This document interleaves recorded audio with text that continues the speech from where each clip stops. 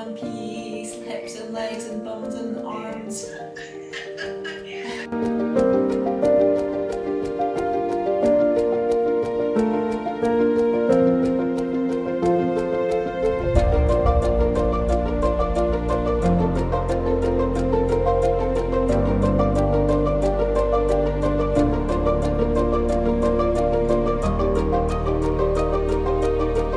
It's a special day. Welcome to my mum's birthday.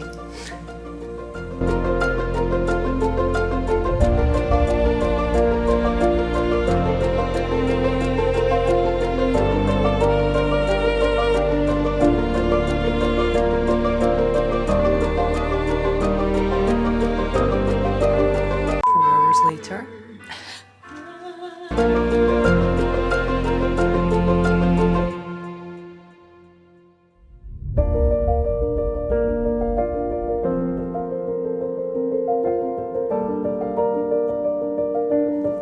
Hello, welcome back to the vlog. My name's Julie. If you're new here, welcome. If you're not new here, welcome back. Good to see you. Thank you for the support. Just incredible to see my sort of subscriber number going up, which is really lovely. So I wanted to just quickly explain a little bit about the specialness of today. The sort of purpose or the theme of this video today is about slowing down and enjoying, you know, the small precious moments that fill our calendar years, you know, around the busyness of our normal working lives. And today is my mum's birthday, and she's 46. That's my age actually, soon to be. She is 76 today, and it is just such a day of celebration for her and a day of just complete, I don't even have the words if I'm being honest. And maybe when I explain a little bit about this, the story, the journey of mum, you will understand why I don't have the words. So to give you a very quick whistle-stop tour of what happened to my mum, here's the timeline. At the end of 2020, she developed really severe abdominal pain in her side of her left, sort of just above her hip, in her pelvis. And we went backwards and forwards to GP a few times, and they sent her to gynae, who scanned her and said she had a cyst on her ovary that needs to be removed, and that was what was causing the pain.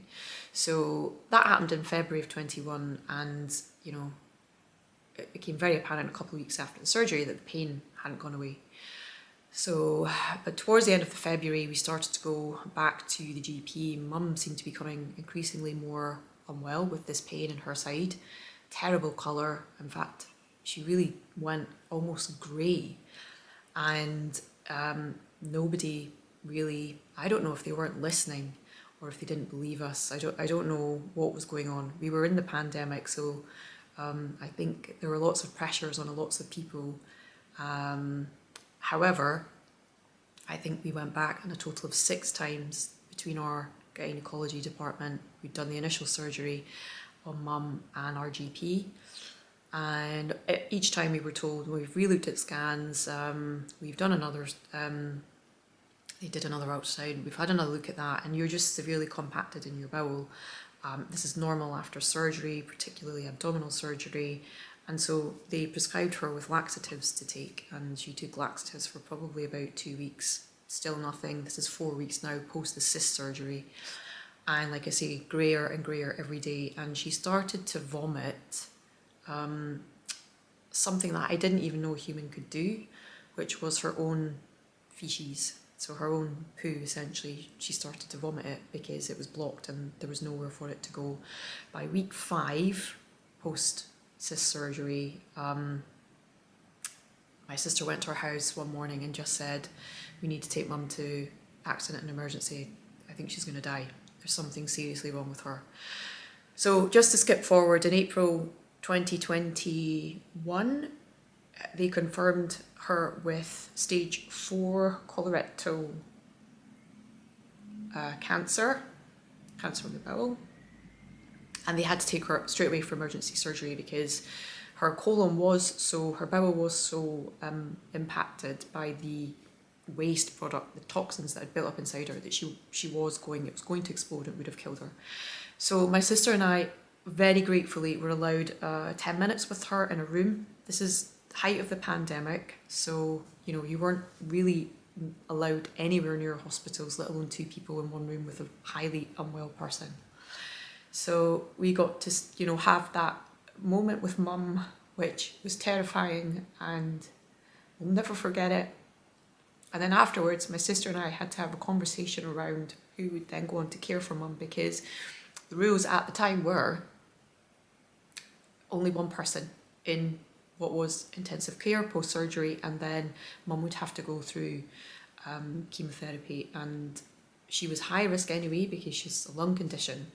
And my sister has a daughter, and at the time Isla was quite a bit younger than she is now, so I have no dependents. It was obviously made sense for the carer to be me. So after mum's life-saving surgery, I became her carer, and we went into a bubble, and I went backwards and forwards to the hospital. I think it was a total of 4 weeks, twice a day, all around work, to be with mum.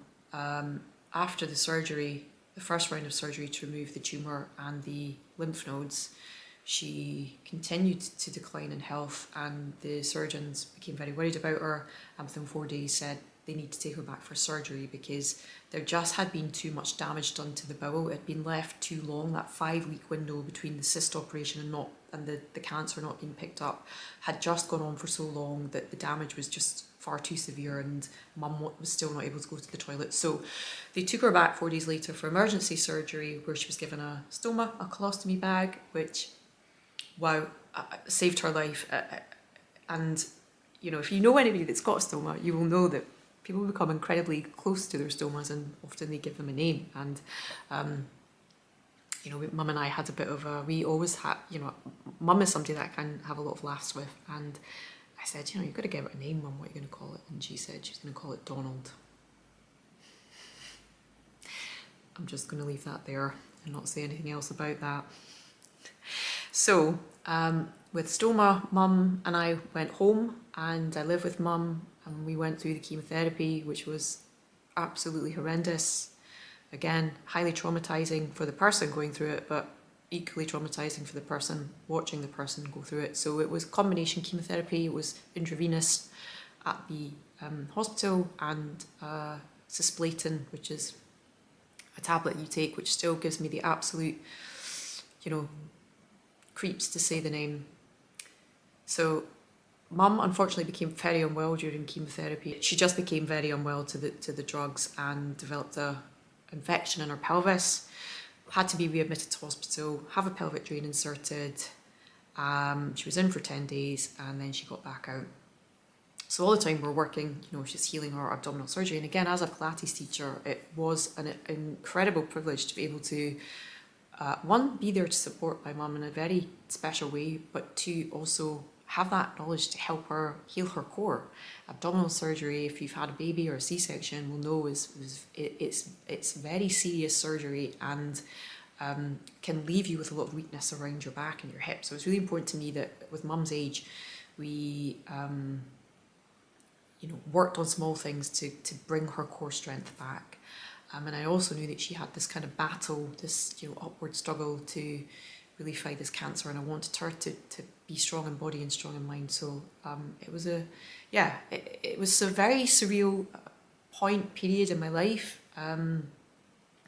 It didn't end there, unfortunately. She went for a stoma reversal, so she had the chemotherapy. It was very successful. She was given the all clear in 2022, which was an amazing day. But I think we will always worry, and I think if you know somebody or yourself have had cancer, you do always have that anxiety around it. And I think it was compounded by the fact that I've lost my dad to cancer 10 years ago. So, in 24, at the end of 23, mum went for the stoma reversal. She wanted to have it reversed, and the surgeon said they could do that for her. Unfortunately, she just has been so unlucky that the surgery went wrong, and 4 days after she'd had the stoma reversed, she had to go further surgery and have an ileostomy put in place, which is another stoma. It's just a different type of stoma. I believe it comes from a different part of the intestine. So poor mum, just incredibly unfortunate. So she's lived with ileostomy for the last year. And then, let me just go through the list. We're almost there, believe you me. After that, she became really unwell with chronic pain in both of her hips. I have no idea why. She was diagnosed with osteoarthritis in not one but 2 hips. However, she went through double hip replacement. Well, I say double, it was 2 individual hip replacement surgeries, total hip replacement surgeries in 2024, which changed her life again. She's been living with this chronic pain in her hips, and yeah, I think it's the most successful surgery that you can have done, and it is life-changing. If you know anybody that's lived in chronic pain, you will know how debilitating it is and how much it impacts your quality of life and your mood as well.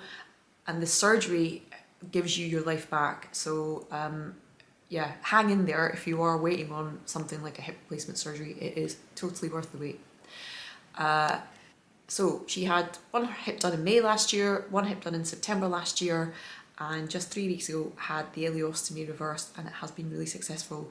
She's been home, she's managing to use the toilet naturally, and today, on her 76th birthday, my sister and I and my niece and my cousin's daughter, who's staying with my sister, we are going out for, I'm going to say, an extra special birthday lunch. This is a birthday, the first birthday where my mum will have been put all back together, all parts of her. I made a joke this morning on the phone to her about that.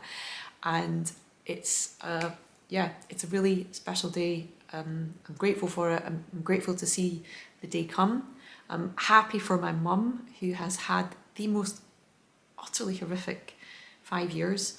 And I think the lovely thing about today is I've taken annual leave, my sister's taken annual leave, it's half term in Edinburgh, and we're all able to come together to experience this beautiful day for mum, this day of, you know, celebration and connection, because we're all going to be, you know, together as one unit. It's going to remind me a lot of when mum turned 70, we took a family holiday to the Caribbean, and it was the best holiday I've ever had. In fact, it was my favourite photo. I have it framed is of us on the beach in Antigua. So moments like this are just so special, and I like to take points in the day to just stop and observe and be grateful for them. It could have been very, very different for us. I'm very aware of that fact, and I'm grateful that it wasn't. And, you know, it's a day where we essentially are slowing down. These are the meaningful days, the days that really make such a difference to life, and when you're busy they become even more important and special. So I guess what I'm trying to say is it's important to make time for connection and other people, even more so in today's world where it feels very disparate and fragmented, and, you know, go and be productive, and, you know, we're all addicted to our phones, and we are, you know. So yeah, I'm bringing it a little bit. I've got the hair done, the earrings in, wearing a nice little top that my sister gave me for Christmas. We're going to mum's absolute favourite place in Edinburgh for lunch, and yeah, I will see you up there because you're coming with me. So grab your bag, get perfume on, and I'll see you there.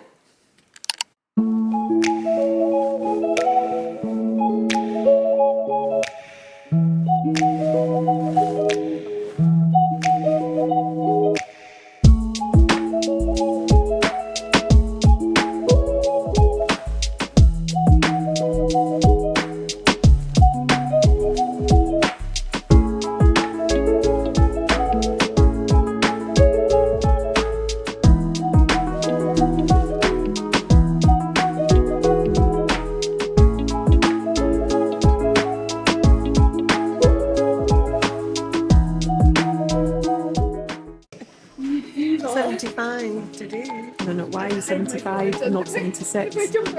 Why are you 75 and not 76? Because I'm taking a year back that somebody stole from me. You should be taking 5 years back, don't you? I should really. No big bag. How does that feel? It just feels amazing. Absolutely amazing. I'm delighted. They're absolutely gorgeous colours. Absolutely beautiful. I couldn't have asked for more.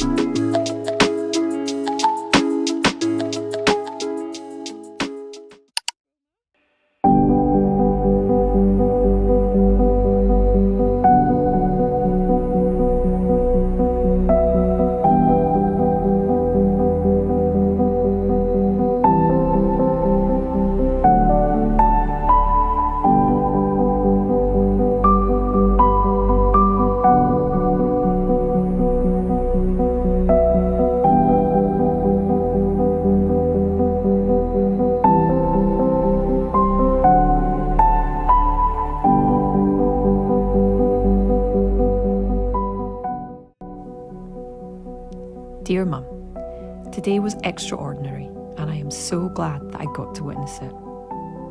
It wasn't that long ago that you asked me if you were going to die.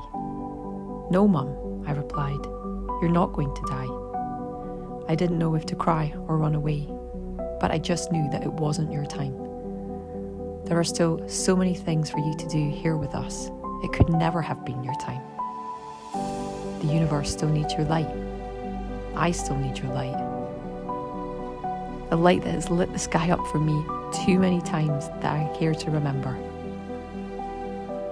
Illuminating the dark with your reassuring words, your warmth and your wisdom.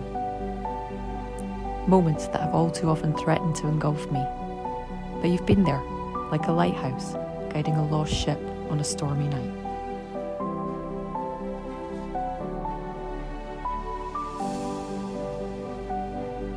Always visible with a warm touch and a warm smile. Thank you for always showing me the way. Thank you for teaching me that I can do brave things with and without you by my side.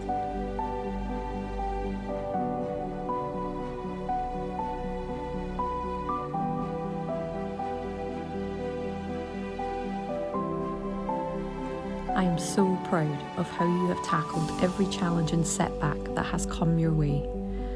And Lord, there have been many.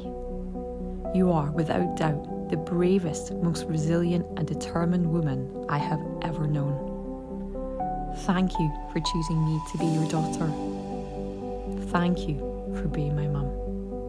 Here's to many more years of shining your light as brightly as it has always shined. I love you. Your sunshine girl, Julie.